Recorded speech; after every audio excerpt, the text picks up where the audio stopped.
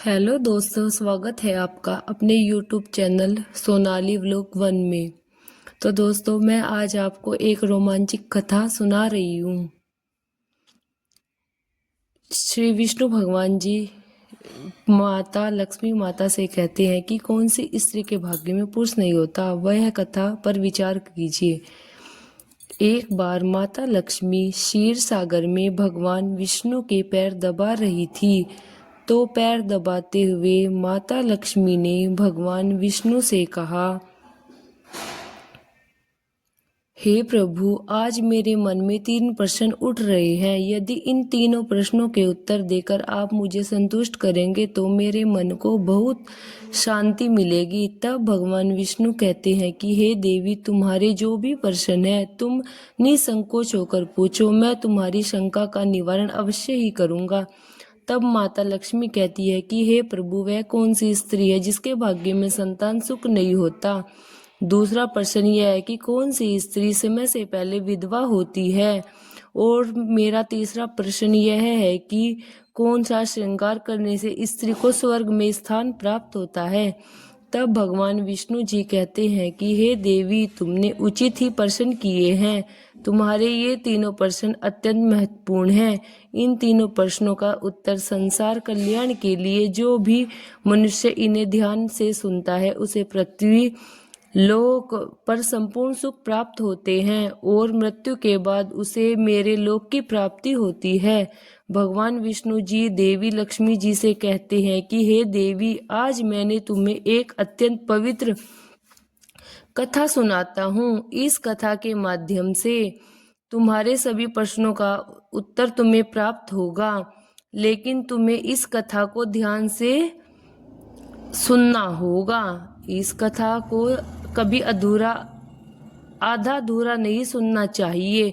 इस कथा में समस्त संसार का कल्याण छिपा हुआ है। जो भी इस कथा को ध्यान से पूरा सुनेगा उसके मैं 32 अपराध क्षमा कर दूंगा।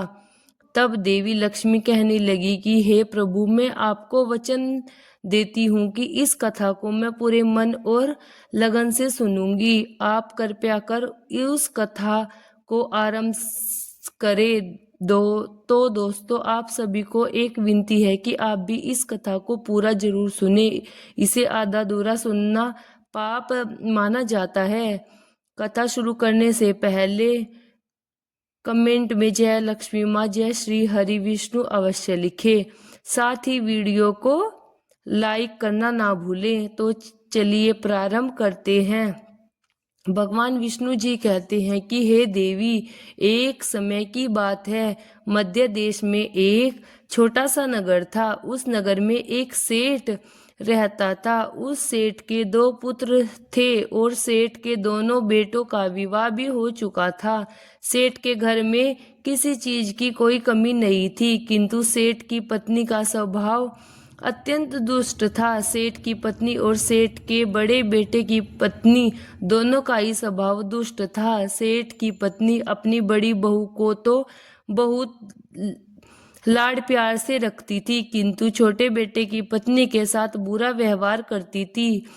घर की सबसे छोटी बहू अर्थात छोटे बेटे की पत्नी बहुत अच्छे स्वभाव की थी। ईश्वर पर श्रद्धा करने वाली पतिव्रता नारी थी। वह अकेले ही घर का सारा काम किया करती थी और गृह कार्य में दक्ष थी। इतना स्वभाव होने के बावजूद भी उसकी सास उसके साथ बुरा व्यवहार करती थी, उसका हमेशा अपमान करती थी। उसके पीछे का कारण बस इतना था कि बड़ी बहू को एक पुत्र था और छोटी बहू ने पुत्री को जन्म दिया था। पुत्री को जन्म देने के कारण सेठ की पत्नी वह बेचारी का बिकर भी क्या सकती थी। जो भाग्य में लिखा होता है उसके साथ वही होता है।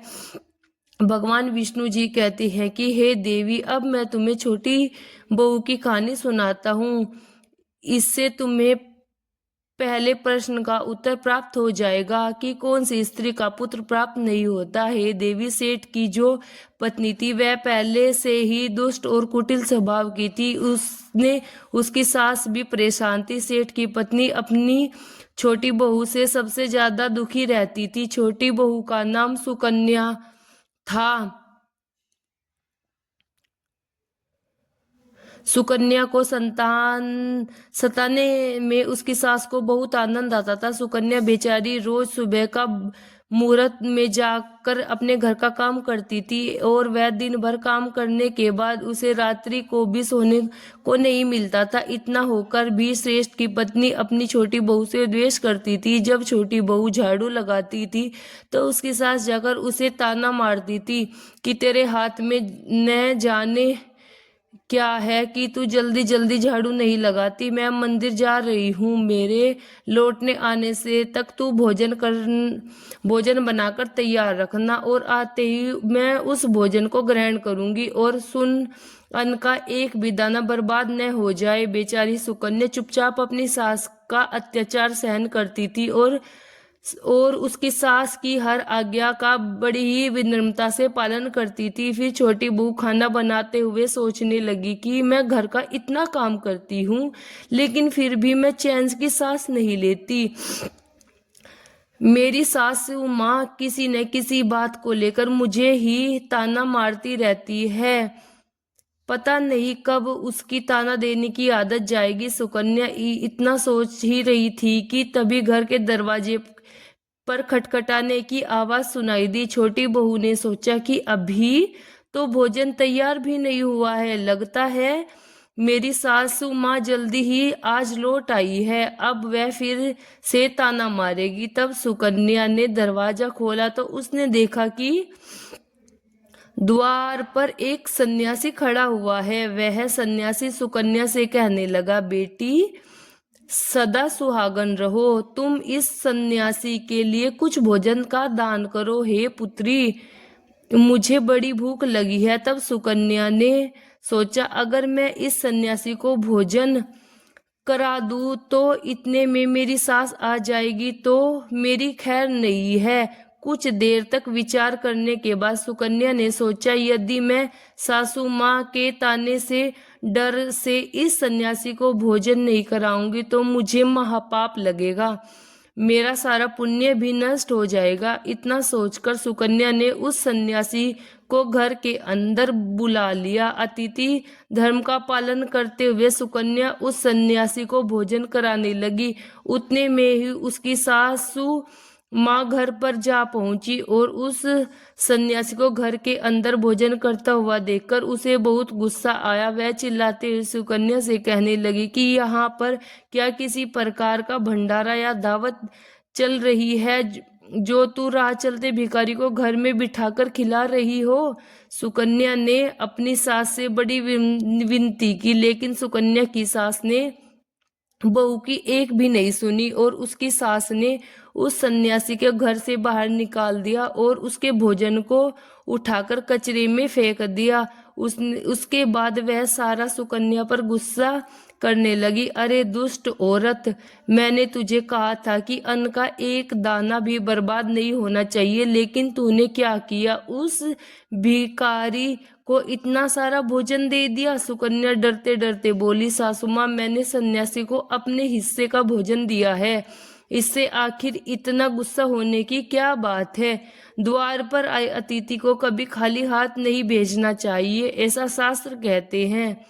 फिर सुकन्या की सास ने उसे डांटा। दोनों के बीच कड़ी देर तक बहस हो गई। सुकन्या के दुष्ट सास ने गुस्से में आकर सुकन्या को धक्का मारकर घर से निकाल दिया और घर पर दरवाजा बंद कर लिया। सुकन्या देर तक घर के मुख्य द्वार के सामने खड़ी रही और बाहर से अपनी सासू माँ को आवाज देने लगी। सुकन्या की सास ने जब एक नहीं सुनी और उसने घर के अंदर आने नहीं दिया, तब सुकन्या दुखी और उदास होकर अपने मायके के लिए निकल गई। मायके जाने के रास्ते में बहुत बड़ा जंगल था।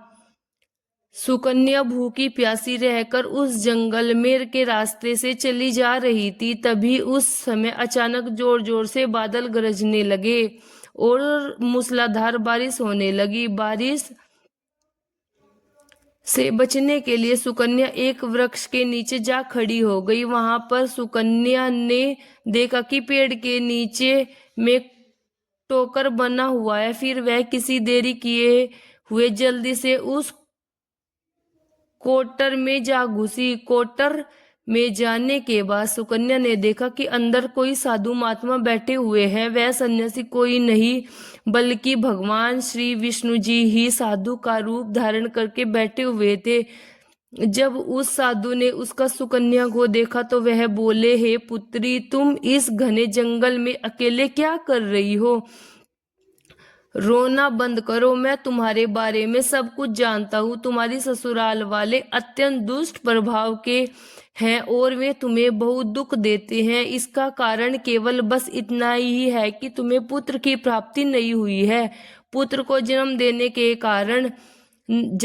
देने के कारण तुम्हारी सास ने ताने सुनने पड़ते हैं। हे पुत्री, तुम चिंता मत करो, मैं तुम्हें एक पर्ची देता हूँ। इस पर जो भी उस उपाय लिखा हुआ है, तुम उस उपाय को पूरे मन के साथ करो, फिर तुम्हें एक गुणवान पुत्र की प्राप्ति होगी।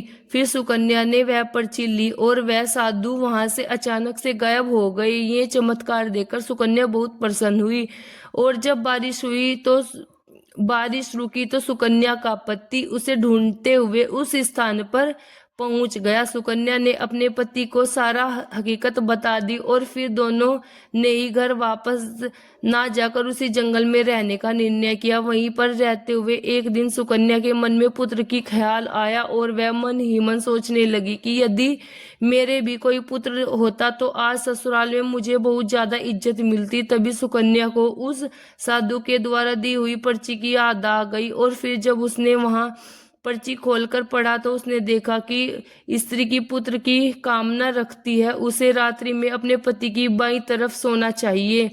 ऐसा करने से सब कुछ बाद में करवट लेने से नाक का दाहिना स्वर, दाहिनी करवट लेने से नाक का बायां स्वर चालू हो जाता है। फिर जब पुत्र की इच्छा हो तो उस स्थिति में मिलन से पहले यह निश्चय कर लेना चाहिए कि पुरुष का दायां स्वर चलने लगे और स्त्री का बायां स्वर चलने लगे और उसी समय पर गर्भधारण की जाना चाहिए। ऐसा करने से निश्चय ही पुत्र की प्राप्ति होती है। इसके विपरीत नाक से स्वर चलने से पुत्र की प्राप्ति होती है। उस पर्ची में आगे लिखा हुआ था कि मासिक धर्म शुरू होने के बाद पहले 4 दिनों में पुरुष के साथ मिलन करने से पुत्र को रगड़ता प्राप्त की जाती है और 5वीं रात्रि मिलने से पुत्र की प्राप्ति पुत्री है। 6ठी रात्रि के मिलने से पुत्र रत्न की प्राप्ति होती है। 7वीं रात्रि के मिलने से बंध्या पुत्री होती है। 8वीं रात्रि को मिलने से बलशाली पुत्र की प्राप्ति होती है। 9वीं रात्रि मिलने से सुंदर कन्या की प्राप्ति होती है तथा 10वीं रात्रि से मिलने से विद्वान और अति श्रेष्ठ पुत्र की प्राप्ति होती है। 11वीं रात्रि मिलने से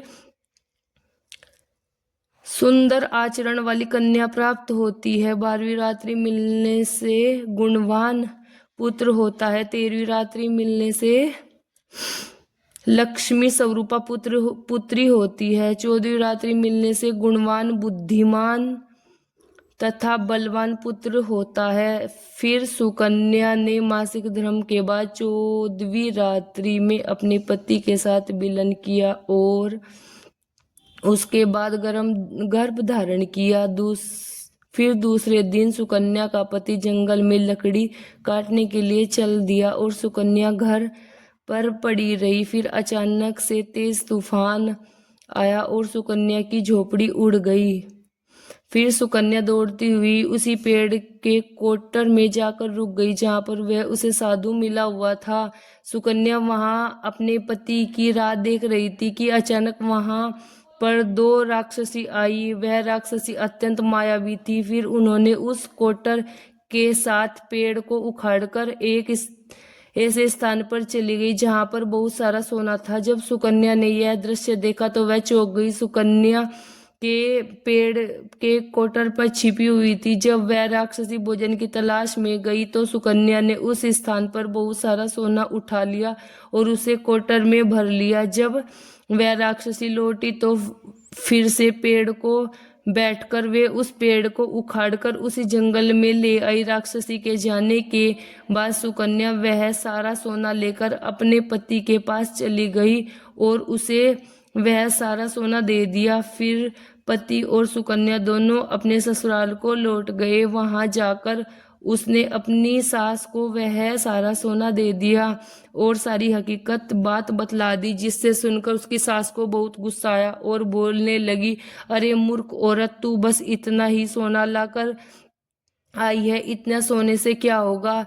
मैं होती तो बहुत सारा सोना लेकर आती। फिर उसकी सास भी उस जंगल में कोटर में जाकर छिप गई और राक्षसी की राह देखने लगी। तब वह दो राक्षसी वहां आ पहुंची और फिर उन्होंने उस कोटर को उखाड़कर एक बर्फीली पहाड़ पर ले गई।